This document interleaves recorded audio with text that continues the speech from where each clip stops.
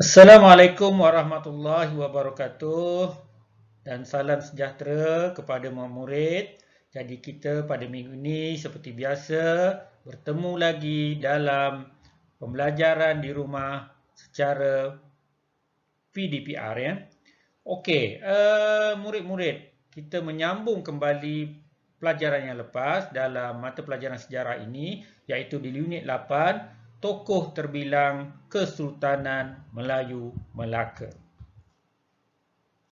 Okey, apa yang murid akan pelajari pada pembelajaran kali ini? Yang pertama, murid akan dapat mengkategorikan peranan sultan, bendahara dan laksmana dalam Kesultanan Melayu Melaka. Adakah murid masih ingat lagi bahawa sultan, bendahara dan laksmana adalah tokoh terbilang di zaman Kesultanan Melayu Melaka? Mereka inilah yang membawa Melaka menjadi sebuah kerajaan yang hebat pada masa tersebut.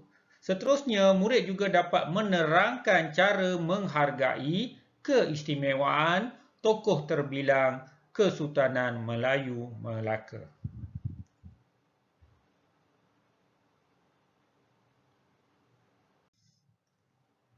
Di sini murid-murid akan dijelaskan peranan sultan dalam Kesultanan Melayu Melaka. Apakah peranan sultan pada zaman Kesultanan Melayu Melaka? Adakah mereka ini sama dengan peranan sultan pada masa kini? Seperti mana yang murid-murid telah ketahui dalam pembelajaran lepas, bahawa peranan sultan ini amat penting. Yang pertama, bagaimana para miswara yang akhirnya menjadi sultan telah berjaya menubuhkan sebuah negara ataupun kerajaan yang bernama Kesultanan Melayu Melaka. Dan apakah peranan-peranan lain sehingga Melaka menjadi sebuah empayar yang kuat dan terkenal pada masa itu? Okey, yang pertama, sultan ini juga adalah lambang perpaduan, di mana setiap rakyat dan bangsa ataupun kaum pada waktu itu saling hidup dalam harmonis dengan adanya sultan. Yang kedua, sultan juga bermesyuarat, berbincang dengan para pembesar mengenai hal ehwal pentadbiran kerajaan bagi memastikan kerajaan yang dipimpin dapat berjalan dengan baik. Akhirnya seluruh rakyat berada dalam keadaan aman dan sentosa. Seterusnya, sultan juga menerima kunjungan pedagang asing. Pedagang asing ini penting kerana tanpa pedagang asing, sumber ekonomi di negara ataupun pada zaman Kesultanan Melayu Melaka ini tidak dapat diperkembangkan lagi. Dan yang keempat, sultan juga menentukan hubungan diplomatik dengan kerajaan lain. Apa itu hubungan diplomatik? Seperti mana yang murid-murid telah belajar pada mata pelajaran yang lepas, bahawa hubungan diplomatik ini penting bagi mengukuhkan lagi sesebuah kerajaan. Bukan sahaja dari segi aspek keselamatan, dari segi aspek pengiktirafan sesebuah kerajaan juga penting. Terutama bila hubungan itu dapat dijalinkan dengan kerajaan-kerajaan yang lebih kuat dan besar seperti kerajaan negara China dan India pada masa tersebut.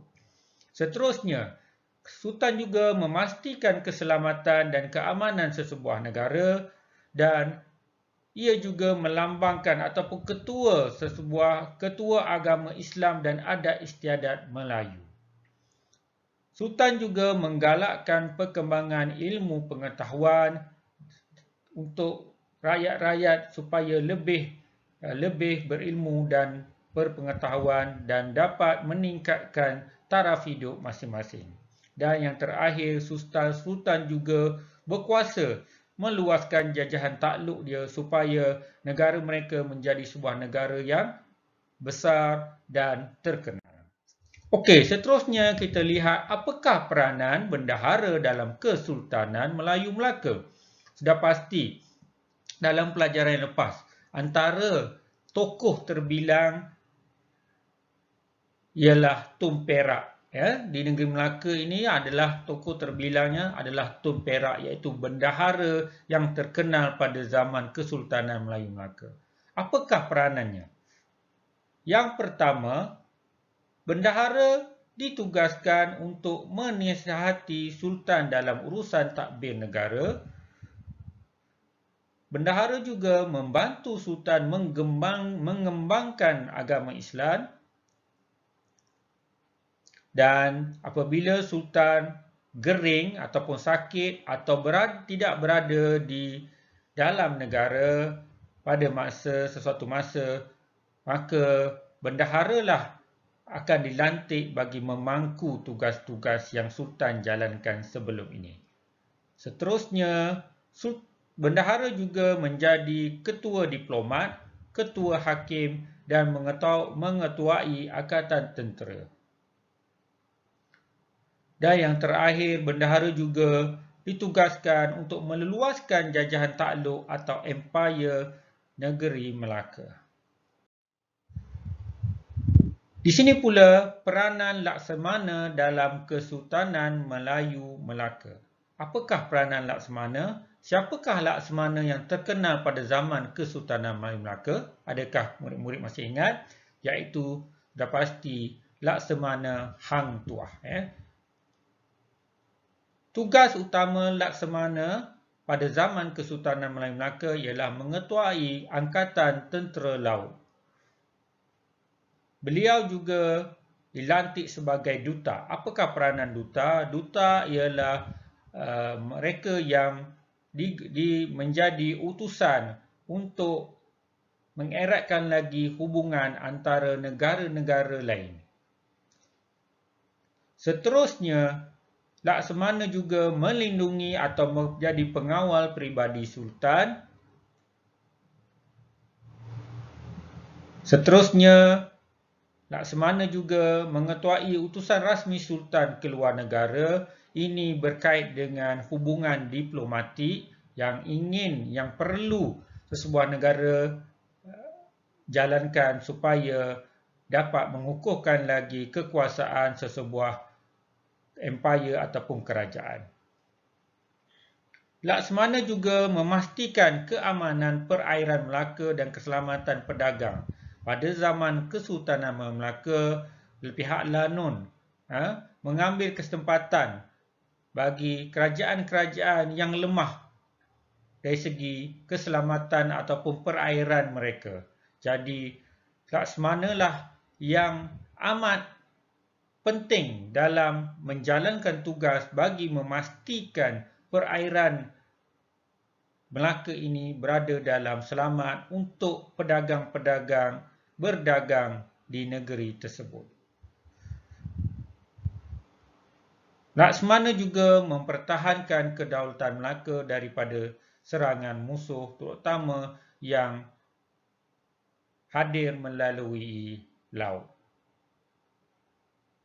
Dan Laksamana juga, seperti yang saya nyatakan tadi, dia mengetuai Angkatan Tentera Laut. Okey, murid-murid, seterusnya kita lihat apakah pentingnya untuk menghargai keistimewaan tokoh-tokoh terbilang zaman Kesultanan Melayu Melaka. Di sini cikgu dapat rumuskan bahawa kisah-kisah sejarah ini penting kepada generasi masa kini bahawa negara kita adalah negara yang hebat daripada zaman dahulu lagi kerana mempunyai kerajaan yang kuat, empayar yang besar dan mempunyai ekonomi yang meluas ataupun ekonomi yang hebat. Bagaimana kita untuk menjaga ataupun pentingnya untuk menghargai keistimewaan tokoh-tokoh terbilang, terutamanya Sultan, Bendahara dan Laksamana seperti yang cikgu sebutkan sebelum ini. Yang pertama, kita jadikan ia sebagai idola ataupun ikon negara. Di sini sudah kita lihat bahawa dalam buku-buku sejarah, dalam filem, penceritaan-penceritaan dan paparan-paparan di muzium-muzium sejarah menunjukkan bahawa kita diperkenalkan dengan ikon-ikon ini seperti Laksamana Han Tuah, Bendahara Tun Perak, Sultan Mahmud, Sultan Muzaffar Shah dan sebagainya. Jadi ikon-ikon ini menjadi sebutan ataupun diingatkan kepada generasi-generasi masa kini. Okey, yang kedua, kita menamakan tokoh di permis bangunan atau jalan utama di negara kita. Contoh seperti gambar yang ditunjukkan di sini, pusat membeli belah, dinamakan sebagai nama Laksamana Han Tuah. Di muzium, mereka mempamerkan juga nama-nama ataupun jalan-jalan tertentu yang menunjukkan tokoh-tokoh terbilang ini. Okey, seterusnya yang ketiga, dapat memberikan pendedahan tentang kehebatan tokoh terbilang kepada pelancong. Sudah pasti sama ada pelancong itu datang daripada dalam ataupun luar negara, mereka akan hadir, mereka akan melihat, melawat tempat-tempat bersejarah. Di sinilah peranan-peranan pakar-pakar sejarah ataupun mereka yang membawa pengunjung-pengunjung daripada luar ini dapat menerangkan tentang kehebatan tokoh terbilang ini melalui penceritaan-penceritaan sejarah yang lalu. Okey. Dan yang terakhir, dapat mendokumentasikan atau mempamerkan sumbangan tokoh terbilang dalam galeri sejarah negara. Seperti yang ditunjukkan dalam gambar, bahawa gambar-gambar, cerita, alatan, fosil ataupun apa saja yang menunjukkan kehebatan tokoh-tokoh terbilang ini dapat ditunjukkan, dipamerkan di muzium atau tempat-tempat simpanan bahan bersejarah. Jadi ini saja yang cikgu dapat sampaikan untuk pembelajaran kali ini. Sebelum cikgu berhenti, seperti biasa, sebagai pengukuhan dalam pentaksiran bilik darjah, murid perlu menjawab dua tugasan dalam dua muka surat, iaitu muka surat 67 dan 68 dalam buku aktiviti Sukses A+ Sejarah KSSR tahun 4. Bagi mereka ataupun murid yang tiada buku aktiviti, sila gunakan buku latihan. Okey, di sini muka surat 67, iaitu murid-murid kena lengkapkan peta iting. Peta iting iaitu berkaitan peranan baginda ataupun sultan, gelaran baginda itu sultan dalam Kesultanan Melayu Melaka. Dan yang kedua, di muka surat 68, A, lengkapkan pernyataan yang diberikan yang berkaitan dengan keistimewaan tokoh terbilang zaman kegemilangan Kesultanan Melayu Melaka. Tokoh terbilang ini terdiri daripada 1 sultan, 2 bendahara, 3 laksamana. Jadi murid-murid boleh merujuk nota-nota ataupun apa yang telah cikgu sampaikan sebentar tadi untuk bagi panduan murid-murid untuk menjawab soalan yang diberikan. Dan yang B ini, apakah langkah yang kita boleh laksanakan bagi menghargai keistimewaan tokoh-tokoh terbilang yang kita sebutkan tadi. Jadi seperti biasa, murid-murid boleh ajukan ataupun menghantar WhatsApp, menghantar tugasan melalui WhatsApp atau Telegram ke talian 0110874616 atau maknai bahan yang telah murid dapat selesaikan di Google Classroom, seperti link yang diberikan yang dipaparkan di sini. Jadi itu saja untuk pembelajaran kali ini. Jadi cikgu harap murid-murid terus dapat belajar di rumah dan berada dalam keadaan sihat walafiat. Sekian, wabillahi taufiq wa hidayah. Assalamualaikum warahmatullahi wabarakatuh. Salam sejahtera. Sekian, terima kasih.